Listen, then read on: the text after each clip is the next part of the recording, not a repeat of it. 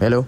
आज हम बात करेंगे कि कैसे स्मोकिंग से आपको हार्ट अटैक आता है और हार्ट अटैक के दौरान आपके शरीर के अंदर क्या क्या चीज़ें होती है, आपके लंग के टिश्यू के अंदर क्या क्या चेंजेस हो जाते हैं जिसकी वजह से हार्ट अटैक आता है। तो इसके बारे में हम डिटेल में बात करेंगे कि अंदर के टिश्यू को कितना डैमेज होने के बाद ये हार्ट अटैक चालू हो जाता है और ऐसे क्या करने की वजह से आपको हार्ट अटैक आता है, उसके बारे में हम डिटेल में जानेंगे। ठीक है।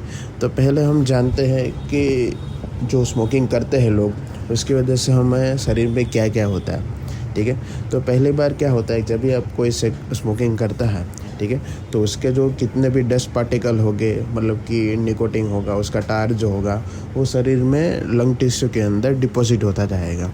ठीक है। वो डिपॉजिट होने के बाद धीरे धीरे धीरे धीरे करके उसकी क्वांटिटी जो है वो बढ़ती जाएगी और उसका क्वांटिटी का जो भी कुछ भी होगा वो कितने दिन में 1 से 2, 20, 30 जितने भी लेते होंगे उस हिसाब से डिपॉजिट ज़्यादा होता जाएगा। ठीक है। तो आपका वो जो लंग का एरिया है वो इसी डस्ट पार्टिकल या टार से भरता जाएगा। ठीक है। तो उससे क्या होगा कि मान लो कि कोई नॉर्मल पर्सन है, वो मान लो कि 100% ऑक्सीजन ले रहा है। ठीक है। एटमॉस्फेयर से 100% ऑक्सीजन ले रहा है, लेकिन ये जो पर्सन है जो स्मोकिंग करता है उसके लंग्स में कुछ अलग ही होता है। तो क्या होता है वो समझता है। ठीक है। तो पहला है कि जब भी ये पर्सन जो है वो लंग्स में अपने जब भी इनहेल करता है तो ऑक्सीजन जो है वो नॉर्मल पर्सन के मुकाबले थोड़ा सा कम आता है। उसका कारण ये क्या है, जो इनहेल करता है वो तो 100% ही आता है, लेकिन उसका जो शरीर के अंदर मतलब कि ब्लड के अंदर जितना 100% जाना चाहिए वो इतना नहीं जा पाता है। क्यों? क्योंकि उसका जो भाग है वो टार ने या डस्ट पार्टिकल ने रोक लिया होता है। ठीक है। तो उसको जो उसका जो लंग है वो 100% में से 80% या 70% ही काम करना मिलता है। ठीक है। तो उससे उसके बाद क्या होता है, तब देखते हैं कि लंग टिश्यू के अंदर क्या होता है। तो लंग टिश्यू के अंदर क्या होता है कि लंग का एक पार्ट होता है, उसको बोलते हैं एल्वियोलाई। ठीक है। तो एल्वियोलाई के अंदर क्या होता है कि हम जो सांस लेते हैं तो उसका O2 जो है वो एल्वियोलाई के अंदर जाता है।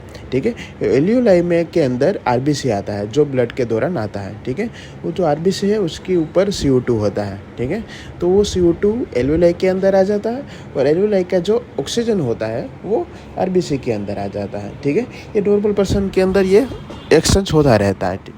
लेकिन जो स्मोकिंग करता है तो उसके अंदर क्या चीज़ होती है कि जो स्मोकिंग करता है बंदा, उसके अंदर टार आ जाता है, मतलब कि उसका जो डस्ट पार्टिकल है वो एल्वियोलाई के अंदर जमा हो जाता है।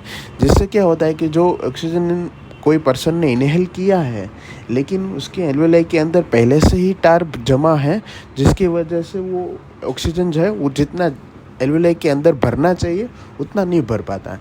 और उसका दूसरा कारण ये भी हो जाता है कि एल्वियोलाई के अंदर पहले से ही टायर भरा है तो वो पूरा फूल नहीं पाएगा, जिसकी वजह से O2 भी उतना अंदर नहीं आएगा। तो जो आरबीसी CO2 लेके आया है उसके पास तो कैपेसिटी है कि वो पूरा जितना O2 है वो भर के ले जा सके, लेकिन टार की होने की वजह से उतना वो O2 कैरी नहीं कर पाता है।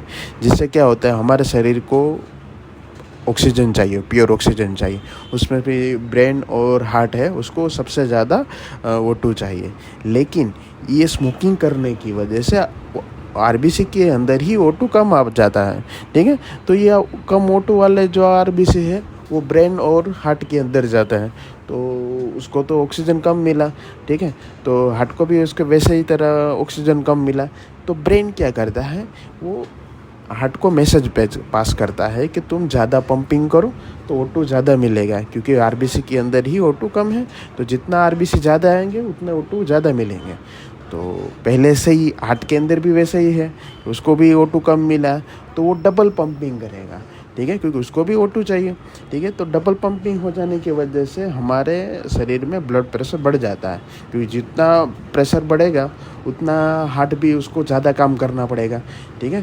तो जो भी स्मोकिंग करता है उस बंदे में हम जब भी बीपी चेक करते हैं तो उसका बीपी बहुत ही हाई आता है। उसका कारण यही है क्योंकि उसका ऑक्सीजन जो लेवल कम हो गया तो उसको मेंटेन करने के लिए उसको प्रेशर ज़्यादा चाहिए, और प्रेशर का कारण है कि उसको पंप भी ज़्यादा करना है। इसकी वजह से ये लोगों में स्मोकिंग की वजह से ये ब्लड प्रेशर जो है वो बहुत ही बढ़ गया होता है। ठीक है। ऑक्सीजन की मात्रा ज़्यादा चाहिए, ठीक है। जिसके लिए हम अब क्रिकेट खेलते हो तो फिर या जिम करते हो तो उसके बाद हमारे मसल्स को जो है O2 की मात्रा ज़्यादा चाहिए होती है, जिसकी वजह से क्या होता है कि सामान्य से ज़्यादा ही हार्ट को काम करना पड़ता है, और हार्ट ज़्यादा काम करता है तो पंपिंग करता है, तो उसकी वजह से उसको प्रेशर भी ज़्यादा आता है। तो जो पर्सन स्मोकिंग करता है उसको पहले से ही O2 की खपत लग रही है, उस पर ज़्यादा ये क्रिकेट या जिम में जाता है या कुछ ऐसा करता है जिसकी वजह से उसको टेंशन आ जाता है, ज़्यादा सोच विचार करता है, तो उसके शरीर में पहले से ही जो O2 की मात्रा बढ़ी हुई है ये और बढ़ जाएगी। तो उससे क्या होता है, तो उसका हार्ट का जो प्रेशर पहले से ही बढ़ा हुआ ये और बढ़ जाता है, जिसको ब्रेन की जो नलियाँ होती है वो संभल नहीं पाती है, जिसकी वजह से वो फट जाती है नलियाँ। और इसकी वजह से आपने कभी न्यूज़ में भी देखा होगा कि ब्रेन की नली फट जाने की वजह से हेमरेज हो गया, तो ये आदमी का मौत हो गया है। तो हार्ट अटैक का वजह से ब्रेन हेमरेज हो गया है, ये सब कुछ होता है। तो उसका कारण यही है कि उसको जो O2 की मात्रा चाहिए थी उसकी वजह से ये सब कुछ हेमरेज तक पहुंच गया है ये व्यक्ति, ठीक है।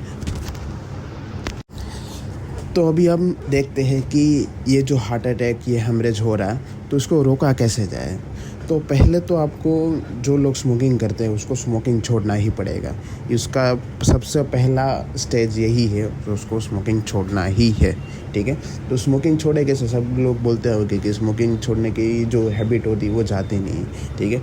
तो आपको ये जो आपकी गंदी आदत जो लगी है उसको छोड़ने के लिए आपको कुछ ऐसी आदत है जिसको आपको अपनाना पड़ेगा। मान लो कि कभी आपको स्मोकिंग का अंदर से ही हो रहा है कि चलो अभी मुझे स्मोकिंग करना है, तो उसी टाइम पे आप कुछ ऐसा कीजिए, या कोई बुक्स वगैरह पढ़िए, रीड करिए, या कोई मूवी अच्छा सा हो वो देख लीजिए, कि या कोई अच्छा सा वीडियो है वो आप देख लीजिए, या फिर आपको जिस पे अच्छा मन लगता है वो काम कीजिए जब भी आपको स्मोकिंग का मन करे तभी, ठीक है। तो आपका स्मोकिंग से ध्यान हट जाएगा, ठीक है। और कुछ ऐसी आपके अंदर से कुछ अच्छी वाली हैबिट आप अपनाइए जिसकी वजह से आपका ब्रेन जो है उस पर लग जाएगा कि ये हैबिट अभी हमें लगानी है, ठीक है। तो आपकी जो गंदी वाली हैबिट होगी वो छूट जाएगी, ठीक है।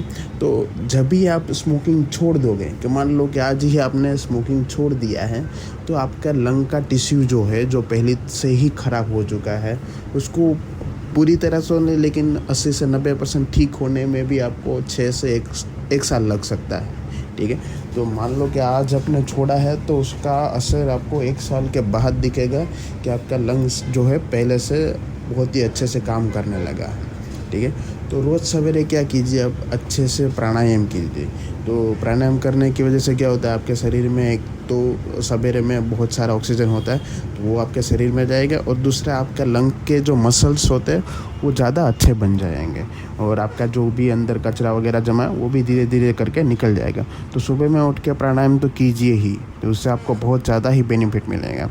उसके बाद आपको क्या करना है कि आप जो भी ऑयली फूड खाते हैं उसको छोड़ दीजिए, ठीक है। ऑयली फूड छोड़ दोगे तो आपका कोलेस्ट्रॉल का लेवल भी आपका कम रहता रहेगा, तो ये कारण की वजह से भी आपका हार्ट अटैक उसको छोड़ सकेंगे, या ब्रेन हेमरेज को भी आप पीछे छोड़ सकेंगे, ठीक है।